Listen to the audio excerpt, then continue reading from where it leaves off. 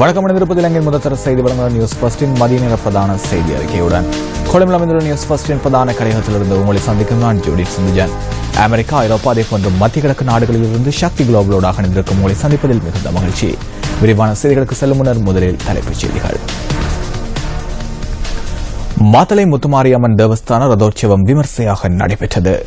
யாழ்ப்பாணத்தில் 60 கிலோகிராம் கேரள கஞ்சாவுடன் ஒருவர் கைது. பிரான்சில் உள்ள புகலிட கோரிக்கையாளர்களை வெளியேறுமாறு அறிவிப்பு. தொடர்வது விரிவான செய்திகள். ஈழத்தின் பழம்பெரும் அம்மன் ஆலயங்களில் ஒன்றான மாத்தளை அருள்மிகு ஸ்ரீ முத்துமாரியம்மன் தேவஸ்தான மாசிமக மகோற்சவத்தின் ரதோற்சவம் இன்று வெகு விமர்சையாக நடைபெற்றது.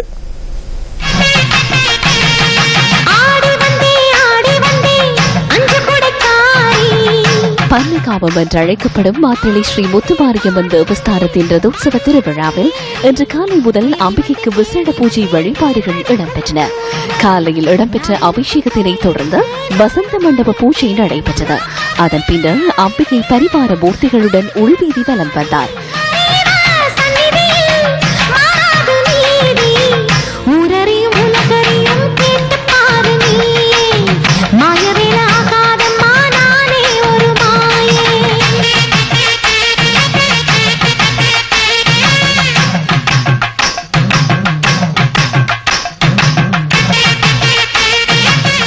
மங்கள வாத்தியங்கள் முழங்க அம்மன் தேரில் ஆரோகணித்தார்.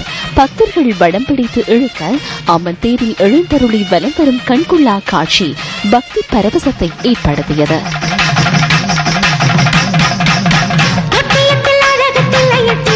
மாத்தளை ஸ்ரீ முத்துமாரியம்மன் ஆலய பஞ்சரத பவனியை காண நாட்டின் பல பாகங்களில் இருந்து பக்தர்கள் வருகை தந்திருந்தனர்.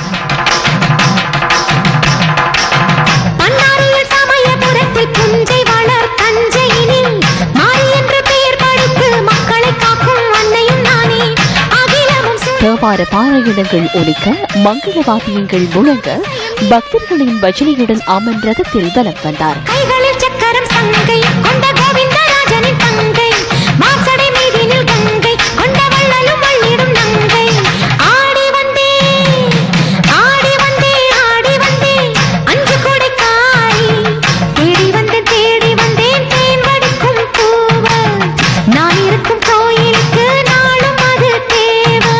பஞ்சரதங்களிலே விநாயகரின் தேர் முன்னோக்கி நகர மாத்தளை ஸ்ரீ முத்துமாரியம்மாள் அலங்கார தேவியாக தேரில் வெளிவீதி வலம் வந்து பக்தர்களுக்கு அருட்காட்சி அளித்தார்.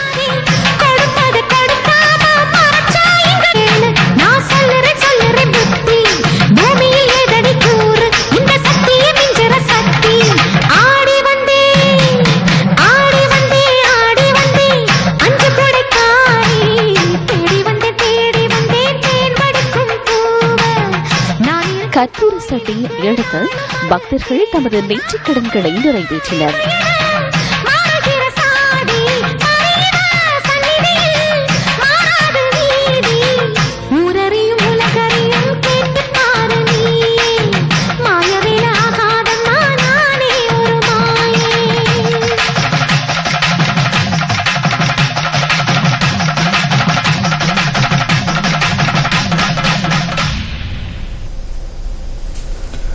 யாழ் வல்வெட்டித்துறை பொலிகண்டி பகுதியில் 60 கிலோகிராம் கேரள கஞ்சாவுடன் ஒருவர் கைது செய்யப்பட்டுள்ளார். வல்வெட்டித்துறை போலீசாருக்கு கிடைத்த தகவலுக்கு அமைய முன்னெடுக்கப்பட்ட சுற்றிப்பிழைப்பை அடுத்து சந்தேக நபர் நேற்றிரவு 9:30 கைது செய்யப்பட்டதாக போலீஸ் ஊடக பேச்சாளர் அலுவலகம் குறிப்பிட்டுள்ளது. பருத்தித்துறை பகுதியைச் சேர்ந்த 27 வயதான இளைஞர் ஒருவரை கைது செய்யப்பட்டுள்ளதாக போலீசார் கூறியுள்ளனர். கைது செய்யப்பட்டுள்ள சந்தேக நபரை பருத்தித்துறை நீதவான் முன்னிலையில் ஆஜர்படுத்த நடவடிக்கை எடுக்கப்பட்டுள்ளது. வல்வெட்டித்துறை போலீசார் சம்பவம் குறித்து மேலதிக விசாரணைகளை மேற்கொண்டு வருகின்றனர். வாழ்வினை ஏற்படுத்தி வாழ்ந்தவர்கள் இன்று வாழ்வுக்காக போராடி வருகின்றனர். முன்னாள் போராளியான பரசுராமன் கோணேஸ்வரனின் வாழ்வின் போராட்டங்களோ அதிகம். இலட்சியங்களை நோக்கி விரைந்து கொண்டிருந்தவர்களுக்கு இறுதியில் எல்லாமே மௌனமாகிவிட்டது. யுத்தம் மௌனிக்கப்பட்டது. இவர்களின் வாழ்வும் எதிர்மறையாகியது. மட்டக்களப்பு கணேசபுரம் பகுதியில் வசித்து வருகின்றார் முன்னாள் போராளியான கோடீஸ்வரன். 1990 ஆண்டு விடியலை தேடி விரைந்தவர் 2009 ஆண்டு சரணடைந்து 2012 ஆண்டு புனர்வாழ்வில் இருந்து விடுதலையாகினார். வாழ்நாளினை பொது வாழ்வுக்காக அர்ப்பணித்து விடியலுக்காக விரைந்தவர்களுக்கு இன்று சுய வாழ்வு கேள்விக்குறியாகிவிட்டது. புனர்வாழ்விலிருந்து விடுதலையாகி வந்தவருக்கு குடும்ப வாழ்வில் விடுதலை கிடைக்கவில்லை. யுத்தத்தின் வடுக்களை உடலில் தாங்கியவாறு வலம் வந்து கொண்டிருக்கின்றார் கோணீஸ்வரன். இவருக்கு தொழில் எதனையும் செய்ய முடியாத நிலையில் 3 பிள்ளைகளையும் கணவனையும் கண்ணை இமைக்காப்பது போல் காத்து வருகின்றார் கோணீஸ்வரனின் மனைவி.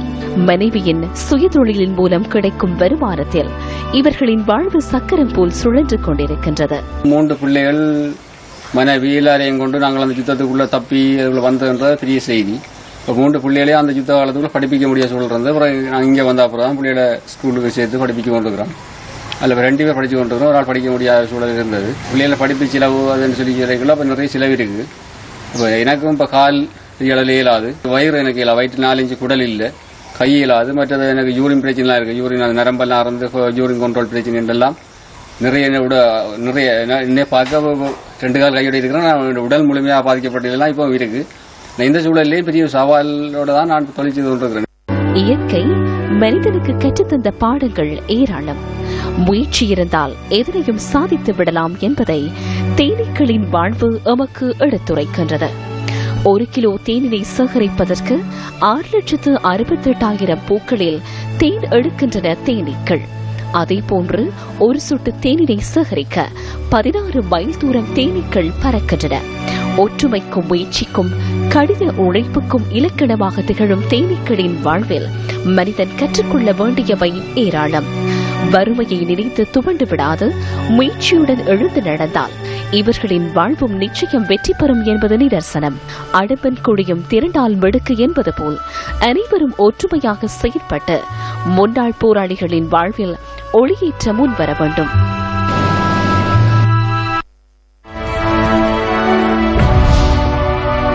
கிராமங்கள் தோறும் சென்று மக்களின் பிரச்சனைகளுக்கு தீர்வை பெற்றுக் கொடுக்கும் பயணம். பேராதனை பல்கலைக்கழகத்துடன் இணைந்து நியூஸ் ஃபர்ஸ்ட் முன்னெடுக்கும் மற்றொரு சமூக பணி. நியூஸ் ஃபர்ஸ்டின் மக்கள் சக்தி. இல்லங்கள் தோறும் காணாமல் போனோர் தொடர்பான விசாரணைகளின் இறுதி அறிக்கையை எதிர்வரும் ஜூலை மாதம் சமர்ப்பிக்க எதிர்பார்ப்பதாக காணாமல் போனோர் தொடர்பில் விசாரணைகளை மேற்கொள்ள நியமிக்கப்பட்டுள்ள ஜனாதிபதி ஆணைக்குழு தெரிவித்தது. சுமார் 24,000 முறைப்பாடுகள் தொடர்பில் சாட்சி விசாரணைகள் மேற்கொள்ள உள்ளதாக ஆணைக்குழுவின் செயலாளர் HW குணதாச குறிப்பிட்டுள்ளார். கடந்த 15ஆம் தேதி ஆணைக்குழுவின் விசாரணை காலம் நிறைவடைந்த நிலையில் எஞ்சியுள்ள முறைப்பாடுகளின் விசாரணை நிமித்தம் குறுகிய காலம் ஆணைக்குழுவிற்கு வழங்கப்பட்டுள்ளதாகவும் அவர் சுட்டிக்காட்டினார். இதேவேளை ஆணைக்குழுவின் அடுத்த கட்ட அமர்வை யாழ் குடாநாட்டில் நடத்துவதற்கு திட்டமிடப்பட்டுள்ளது. எதிர்வரும் 27ஆம் தேதி தொடக்கம் மார்ச் 1ஆம் தேதி வரை யாழ் மாவட்டத்திற்கான சாட்சி விசாரணை அமர்வு நடத்தப்பட உள்ளதாக காணாமல் போனோர் தொடர்பில் விசாரணைகளை மேற்கொள்ளும் ஜனாதிபதி ஆணைக்குழுவின் செயலாளர் HW குணதாச தெரிவித்தார். அதற்கமைய எதிர்வரும் 27ஆம் தேதி கோப்பாய் பிரதேச செயலாளர் பிரிவிலும் 28ஆம் தேதி வேலணை பிரதேச செயலாளர் பிரிவிலும் சாட்சி விசாரணைகள் முன்னெடுக்கப்பட உள்ளன. மேலும் எதிர்வரும் 29ஆம் தேதியும் மார்ச் 1ஆம் தேதியும் சாவகச்சேரி பிரதேச செயலாளர் பிரிவிலும் அதனை அண்மித்த பகுதிகளிலும் சாட்சி விசாரணைகள் மேற்கொள்ளப்பட உள்ளன.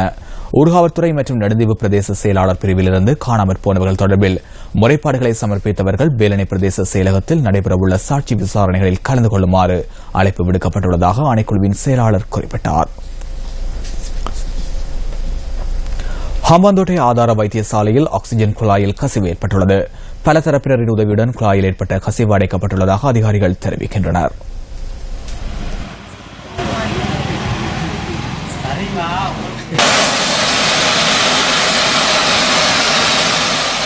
ஹம்பாந்தோட்டை ஆதார வைத்தியசாலையில் நேற்றிரவு ஆக்ஸிஜன் குழாயில் கசிவு ஏற்பட்டுள்ளது.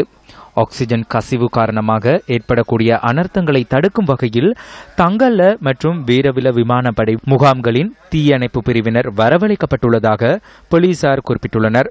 எவ்வாறாயினும் ஆக்ஸிஜன் குழாயில் ஏற்பட்டுள்ள கசிவு இன்று அதிகாலை 1 மணியளவில் அடைக்கப்பட்டுள்ளதாக வைத்தியசாலை அதிகாரிகள் தெரிவித்துள்ளனர்.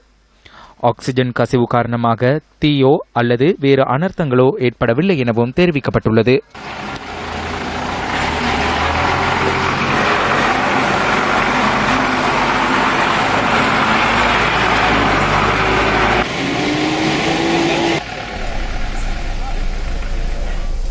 ரத்னபுரி மாவட்ட இளைஞர் மாநாடு ரத்னபுரி தபால் நிலைய மண்டபத்தில் நேற்று நடைபெற்றது.